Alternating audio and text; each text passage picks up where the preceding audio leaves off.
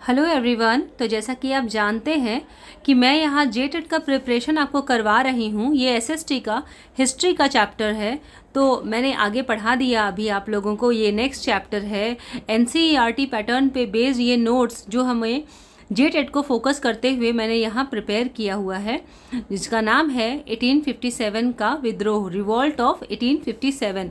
तो आइए बात करते हैं कि ये इसका मतलब क्या होता है, ये है क्या। तो 1857 का विद्रोह ब्रिटिश ईस्ट इंडिया कंपनी के शासन के विरुद्ध एक बड़ा विद्रोह था। ये आप जानते हैं कि ईस्ट इंडिया कंपनी कैसे रूल कर रही थी, तो उसके अगेंस्ट में ये 1857 का एक रिवोल्ट स्टार्ट हुआ।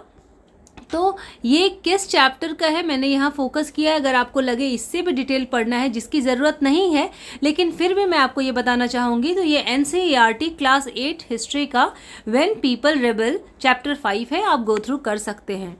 नेक्स्ट अगर देखेंगे कि इसका मेन कॉजेज़ क्या था या ये रिवॉल्ट क्यों हुआ, तो देखिए सबसे पहले रिवॉल्ट होने का ना कभी भी कारण आता है तो ये 4 एस्पेक्ट पे हम बात करते हैं, या 3 basically, which is the most important one. Political aspect, economical and social. तो राजनीतिक, आर्थिक और सामाजिक क्या क्या थे, मैं यहाँ बात करती हूँ आपके साथ। तो अगर राजनीतिक स्तर पे बात करें तो राज्य हड़प नीति, देसी राज्यों का विलय। आर्थिक की बात करूं तो भारी लगान, मतलब कि टैक्स बहुत ज़्यादा बढ़ा देना, किसानों और कारीगरों पर दबाव। देखिए कोई दबाव उसी पे बनाता है जो दब सकता है। एक वर्ड में अगर मैं बताऊं तो दबता भी तो वही है जिसके पास इकोनॉमिकल एस्पेक्ट में वो वीक है या वीकर सेक्शन होते हैं। सामाजिक धार्मिक स्थिति की अगर बात करूं तो क्या है, धार्मिक एवं सामाजिक हस्तक्षेप कब है, मतलब कि हर बात में इन्वॉल्वमेंट। तो सैनिक वेतन, पदोन्नति और सेवा शर्तों को लेकर असंतोष था या सेटिस्फैक्शन नहीं थी इन सब एस्पेक्ट में। राज्य हड़प नीति मतलब डॉक्ट्राइन ऑफ लैप्स, मतलब कि इसको मैं आगे समझाती हूँ, शायद और क्लियर समझा पाऊंगी। तो लॉर्ड डलहौजी के समय कई देसी राज्यों के विलय की नीति अपनाई गई। मतलब छोटे छोटे जो एरिया थे, छोटे छोटे जो बसे हुए बस्ती थे, राज्य थे, उन सब का विलय कर दिया गया। उन सबको क्या कराया गया, लैप्स करा दिया गया, ताकि उन सबको हटा देंगे तो यूनिटी टूट जाएगी। झांसी जैसे राज्यों में इस नीति के कारण असंतोष बढ़ा। तो झांसी में देखिए ऐसा हो रहा था कई जगह, लेकिन कुछ लोगों ने रिवॉल्ट स्टार्ट किया और फिर मिल करके एक मुहिम चलाए और आज हम स्वतंत्रता दिवस या स्वतंत्र हैं। सैनिक असंतोष मतलब किस तरीके से हमारे जो आर्मी थे, तो Indian sepoys faced grievances regarding पे, प्रमोशन एंड सर्विस कंडीशंस। मतलब उनके ग्रीवेंसेस थे, उन्हें प्रॉब्लम था, उन्हें दुख था इन चीज़ों का। भारतीय सिपाहियों में वेतन, पदोन्नति और सेवा शर्तों को लेकर असंतोष था। कोई भी अगर काम कर रहा है तो देखिए जो भी डिफेंस है, जो हमें प्रोटेक्ट कर रहे हैं, अगर आप उन्हें सही से उनका वेतन नहीं देंगे, उन्हें सेटिस्फाइड नहीं करेंगे, रेम्यूनरेशन नहीं देंगे, या बेसिक जो भी उनका नीड है वो नहीं पूरा करेंगे, तो वो काम कैसे करेंगे। तो यहाँ भी वो लोग सेटिस्फाइड नहीं थे। देखिए अब क्या है, इमीडिएट कॉज क्या था, तो एनफील्ड रिफल के कारतूसों के बारे में चर्बी लगे होने की बात फैली। The cartridge where believe to be greased with animal fat. कारतूस का सिरा दांतों से काटना पड़ता था, जिसमें धार्मिक भावनाएं आहत होने का भय था। तो देखिए ये यहाँ पर एक बात है कि यहाँ पे धार्मिक भावनाओं को भी, जब रिवॉल्ट होता है तो उसमें धर्म भी कहीं ना कहीं आहत पहुंचाया जाता है, तब जाके रिवॉल्ट आता है। आप देखिए हर चीज़ कॉम्प्रोमाइज़ करेंगे, लेकिन धर्म की बात जब आती है तो हर किसी को अपने धर्म के लिए उतना ही रिस्पेक्ट है जितना किसी और को। तो ब्रिटिशर्स ने इसका भी बेनिफिट उठाया था। मंगल पांडे 29 मार्च 1857 बैरकपुर। मंगल पांडे ने ब्रिटिश अधिकारियों के विरुद्ध विद्रोह किया। Mangal Pandey became an important early figure associated with the uprising. तो आप मंगल पांडे का बैरकपुर, मंगल पांडे याद रखिएगा, पूछा जा सकता है। मेरठ में विद्रोह फिर कैसे होता है, 10 मई 1857 मेरठ में भारतीय सैनिकों ने विद्रोह किया। इसके बाद विद्रोही दिल्ली की ओर आगे बढ़े। तो ये मैं आपको ना पूरा 1857 के बारे में बता रही हूँ, कहाँ कब कैसे कहाँ कहाँ लोगों ने क्या क्या इनिशिएट लिया या रिवॉल्ट कैसे कैसे आगे प्रोसीड किया। तो दिल्ली और बहादुर शाह जफ़र, तो विद्रोहियों ने बहादुर शाह जफ़र को अपना प्रतीकात्मक नेता माना। दिल्ली विद्रोह का प्रमुख केंद्र बन गई। अब इसमें कौन कौन लीडर्स थे वो जानिए। अगर दिल्ली की बात करेंगे तो बहादुर शाह जफ़र, कानपुर की बात करेंगे तो नाना साहब, झांसी रानी लक्ष्मीबाई, लखनऊ बेगम हजरत महल, बिहार कुंवर सिंह। तो आप इनको दिल्ली बहादुर है, कानपुर नाना है, झांसी रानी है, लखनऊ बेगम है, बिहार कुंवर है।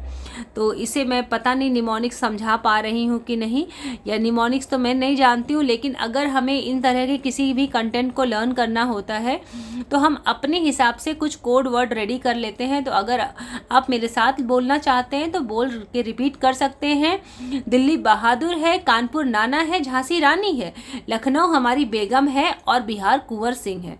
तो पता नहीं, आप देखने की कोशिश कीजिएगा। कानपुर से अब मैं एक एक करके सभी के पॉइंट्स को बताऊंगी। कानपुर, नाना साहब ने कानपुर क्षेत्र में विद्रोह का नेतृत्व किया, क्योंकि देखिए क्षेत्र बहुत थे, क्षेत्रों का विलुप्त किया जा रहा था, लेकिन हर क्षेत्र विलुप्त नहीं हो सकता है, हर कोई दब नहीं सकता है। तो वही जो हर कोई नहीं दबे, जिन्होंने रिवोल्ट किया अपने अलग अलग एरिया में लीड कर रहे थे, तो उनमें से कानपुर की अगर बात करूंगी तो नाना साहब ने इसे लीड किया था।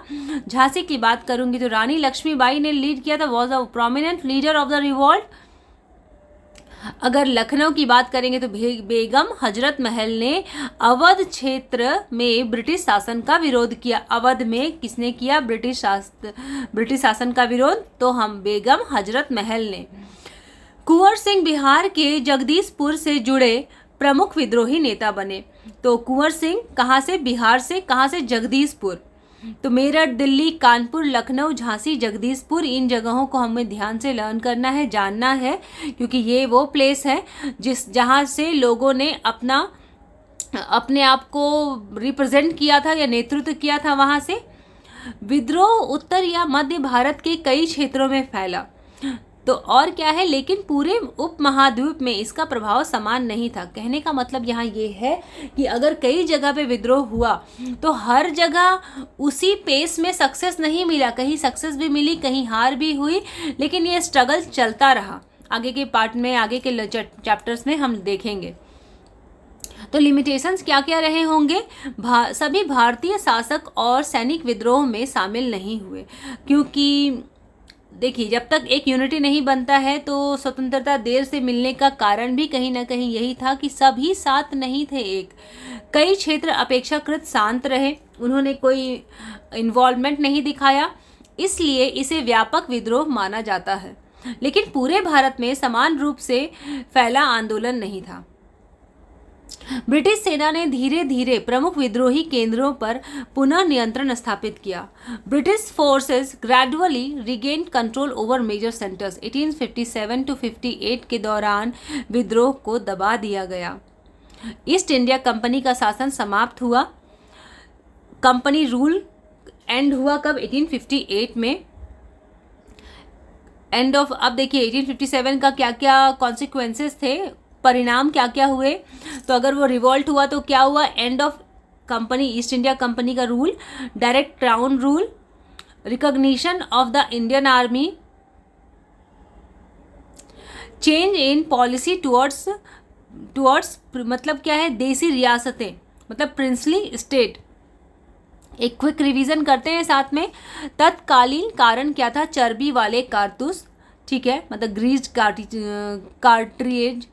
शुरुआत कहाँ से हुई थी? मेरठ से, 10 मई 1857 में। तो शुरुआत को याद रखना है, मेरठ से। दिल्ली से बहादुर शाह जफर, कानपुर से नाना, झांसी से रानी, लखनऊ से बेगम, बिहार से कुंवर सिंह। तो ये आपको मैं एक सिंपल सा बता रही हूँ, कुछ क्वेश्चंस आपके साथ डिस्कस कर रही हूँ जेट को ध्यान में रखते हुए। तो वैसे जैसा कि आप जानते हैं कि मैं पहले डिटेल आपको चैप्टर बता रही हूँ, उसके बाद मैं आपके साथ MCQ शेयर करूंगी, तो आप इसे पढ़ने के बाद ही अपने MCQ से देखिएगा और सॉल्व करके बताइएगा कि आपको इस डिटेल स्टडी करने के बाद MCQ आप कितने आसानी से सॉल्व कर पा रहे हैं। तो 1857 का विद्रोह कहाँ से शुरू हुआ? मेरठ से। इसका मेन रीज़न क्या था? तो चर्बी वाले कारतूस। झांसी की प्रमुख नेता कौन थी? रानी लक्ष्मीबाई। कानपुर से नाना 1858 में क्या हुआ? कंपनी शासन समाप्त हुआ। तो अगर हम बात करेंगे जेटेड को फाइनल रिवीजन देखते हुए, तो सबसे पहले कॉज में था कार्टिरेज, मेरठ, दिल्ली, लीडर्स, ये सब चीज़ें आप एक बार देख लीजिएगा। मैंने एक अच्छा सा ओवरव्यू आपके साथ डिस्कस किया और फिर इसके बाद मैं अच्छे से MCQ प्रिपेयर करके लेके आऊँगी, जिससे कि हमारा इस चैप्टर का रिवीजन 1857 रिवॉल्ट का प्रिपरेशन बहुत अच्छे से हो जाए। तो thank you so much for watching this video. I hope this video is very helpful for you. If you have any doubt और any kind of questions, please do comment me in the comment box.